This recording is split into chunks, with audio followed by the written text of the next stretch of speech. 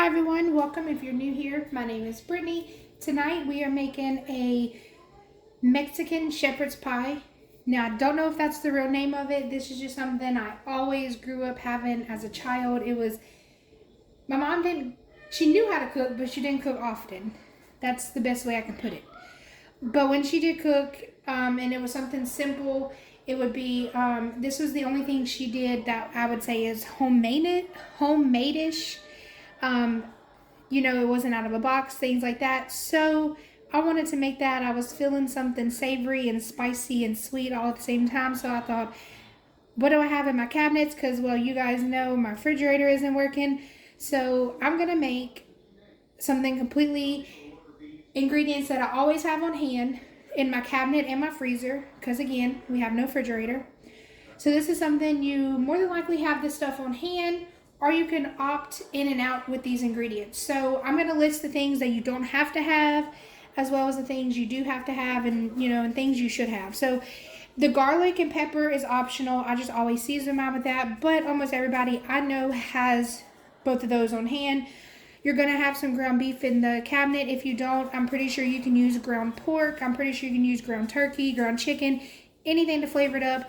I've just always had it with beef. It was supposed to be like a shepherd's pie, just with some corn muffin mix.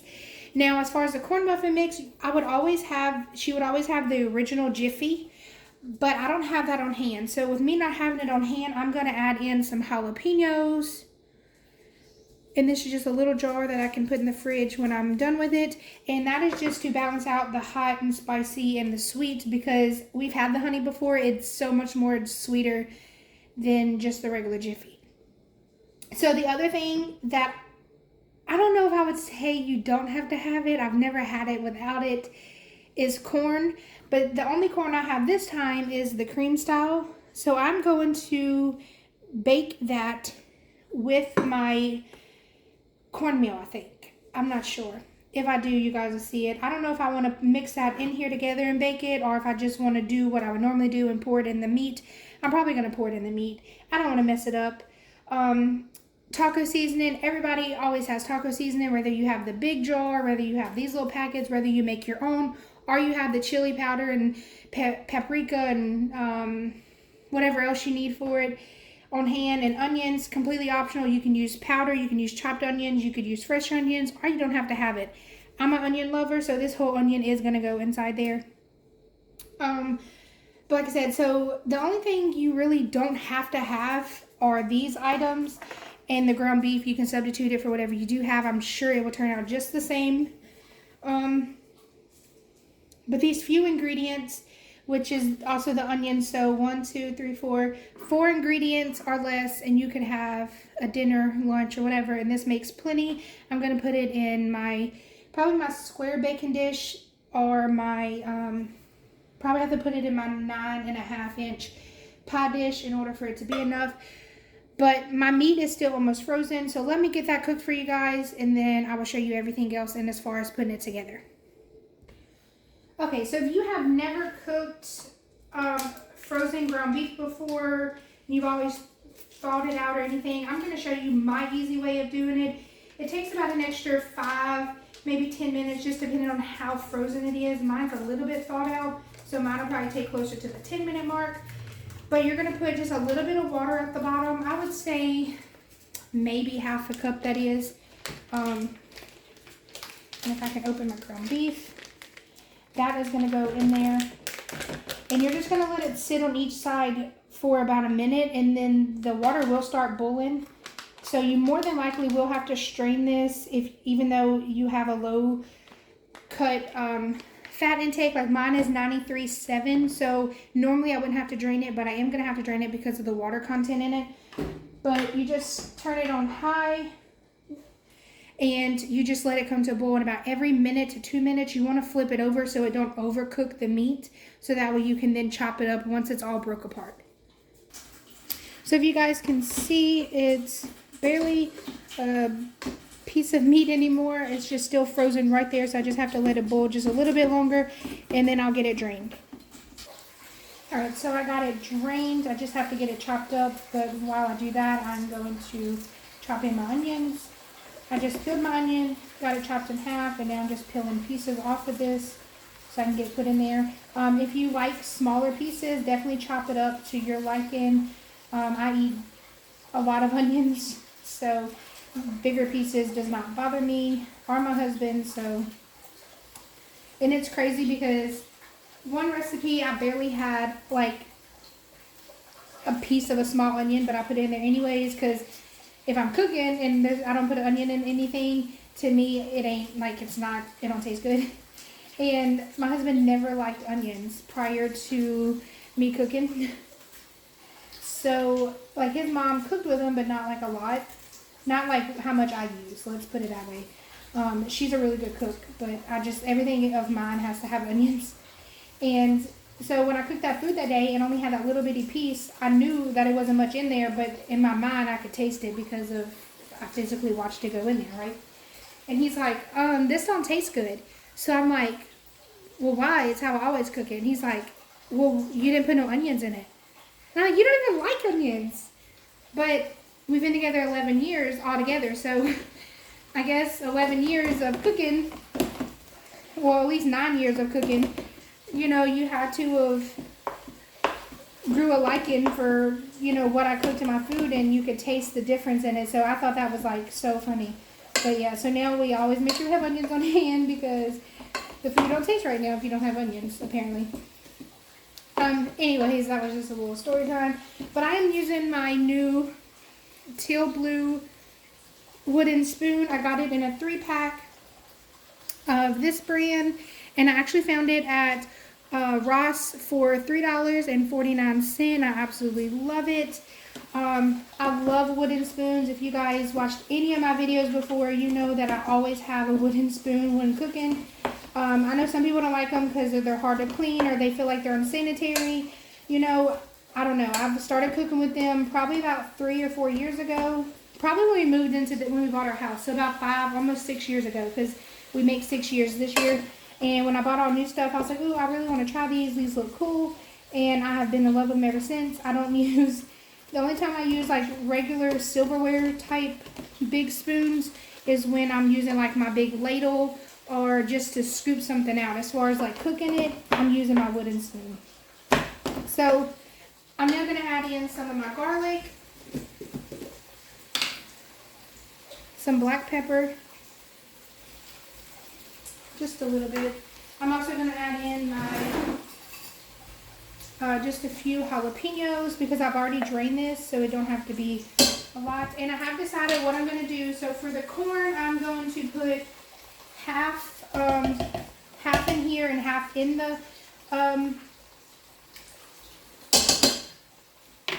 half of the corn in the meat mixture and half of the corn in the honey corn mix, just so it can be in both parts. And I feel like since it's the creamy, it'll actually make the corn muffin not so hard. So I'm just going to get all this blended up, and I'm also going to add in my taco seasoning. Now, as far as adding in the taco seasoning, once I get this chopped up, I don't add exactly what this says. So this tells me I should add 3/4 cup. I only add about half a cup, and I'm using 1.5 of the taco mixes, and that's just because I'm not actually using it to make physical tacos. It's going to go into a mixture, and I don't want it to be really runny. You want this to sort of be like an actual shepherd's pie, which is why I think my mom always called it a Mexican style shepherd's pie. You don't want it to be runny or anything like that. You want it to be like a whole pie consistency. So I will get that put in and get this cooked, and then I will show you guys me assembling all into my pie dish, because that's the biggest thing that I have. I don't want to put it into a big bacon dish. I want it to be thick. So I'm going to follow the directions on the muffin mix, which is 450, and let my oven preheat while I get all this mixed together. Okay, so I'm now going to turn my heat to low, which is still going to be about a medium lowish because I'm using both of my burners on instead of just one. I already got my taco seasoning in there, as well as a little bit of water, which I'm going to add a little bit more. And I'm going in with this, that much of the corn, and the rest of the corn I'm going to put here in my cornbread mix that I got here. Now, You guys may think I'm weird, but even though I don't have milk because we don't have a fridge, I've never put milk in I never followed the directions on the box where it tells you to put milk in water. I've always just did both of the amounts of straight water. It's just something I've always done. I don't know why. Maybe it feels like I'm getting less the calories, less the sweetness, because milk is sweet by itself. I don't know. That's just something I do. So I went ahead and stirred this around so I can kind of see what consistency that gave me with the corn. And then I'm also going to stir this around. So it looks really well seasoned. I think I am going to add just a little bit more water in there because it is still sort of really thick. And that way it can slow cook and make sure everything is blended together.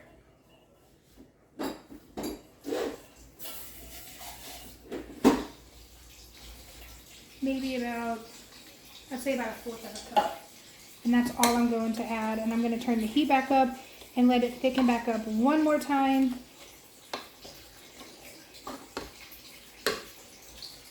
So normally on the whole kernel corn, you would be able to see the actual big pieces, but because this is cream, you won't. And this is also going to give it that creamy texture. I feel like it's going to sort of make it look like it had like heavy whipping cream in there. I mean, I feel like that's what it does. If you guys can see, but it smells so good. I could eat this just by itself with like the chips and sort of make it like a taco soup, but as like a dip version. If I do have any of this left, I may use some of this meat. I may save some of it to make nacho dip tomorrow. That's what we'll do. We're not going to use all of this meat. We're going to save some for tomorrow. Okay, and another thing, I know this is going to be kind of a long video, but I just wanted to share this recipe with you guys in detail. And I hate doing voiceovers. Sometimes I will, but I don't like doing it. I like just talking in the moment. But anyway, so this is the consistency I'm going to want this so it can pour evenly over and I can spread it out. You don't want it too watery. And since I'm just using one pan, I'm just going to do a smaller pan than like a big one. I'm just going to use one box. I do have another one if I have to use it, but I think this should be good. Okay, and I'm going to add some of these jalapenos to the cornbread mixture. Just a few. I don't want it too spicy.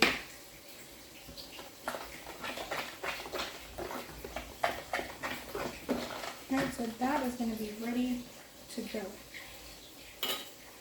Maybe a little more. I like spicy food. My husband really don't, but oh well. We got water. That sounded mean. That was cruel. Okay. Maybe I should edit this video. No, I hate editing. We're just going to keep it how it is. So we are going to save a cup of this for tomorrow and make that dip. It's going to be a taco Velveeta goodness. Oh my god. And I will show that with you guys with another lunch recipe that I already had recorded a few days ago. So that would be my 2 lunch ideas. So hopefully you guys like it.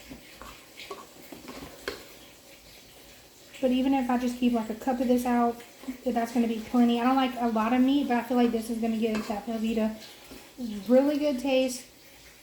And then you add in some mild or hot rotel dip. Yep, it's going to be good.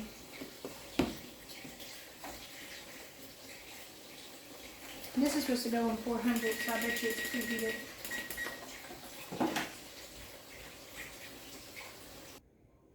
Okay, so I got my meat poured in. If you guys do not like spicy food, do not put both of those spicy things in there.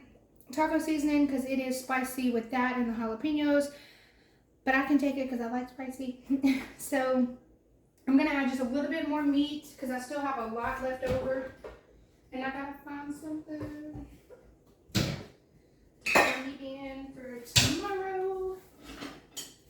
So this is what I mean. I use just this little spoon when I'm trying to use it for a skewer.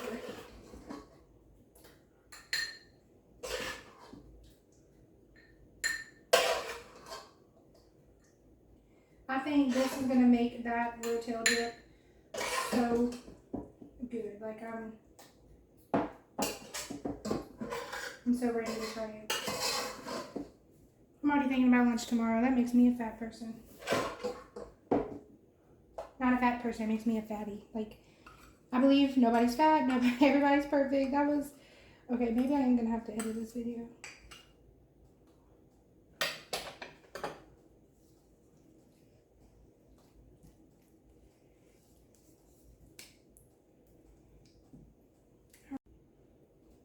Okay, so my video cut off. I don't know why, but I went ahead and poured my corn muffin mix on top. I don't know why it's called Mexican shepherd's pie. That's just something my mom always called it. So that's what I'm going to name it and title it. But the oven is on. It should be almost done preheating. Did you guys see the smoke? I have a pan left in there. And this is going to go in there for about 15 minutes. It just preheated. And I'll show you guys what it looks like when it's done and plate it. All right, so this is what it looks like finished.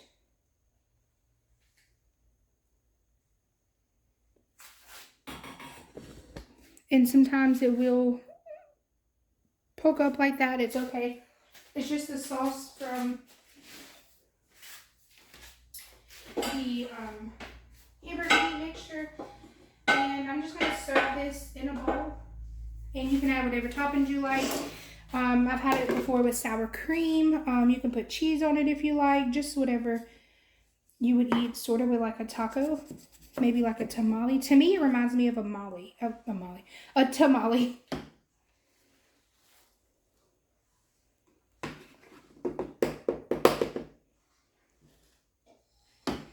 As you can tell, it's not really super watery underneath here. And as soon as I clear this out, I'll show you guys what the layer looks like.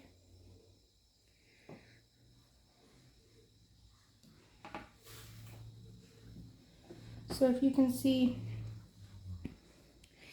the breading did soak down past the meat, but that's okay. That just gives it a bottom and top layer, and it don't have that much juice in it. But you guys, this is my take on a Mexican style shepherd's pie. Again, it's something that has the kids, so I wanted to share it with you guys. And we are going to eat. I hope you guys enjoy it. If you have any questions or comments about it, please let me know.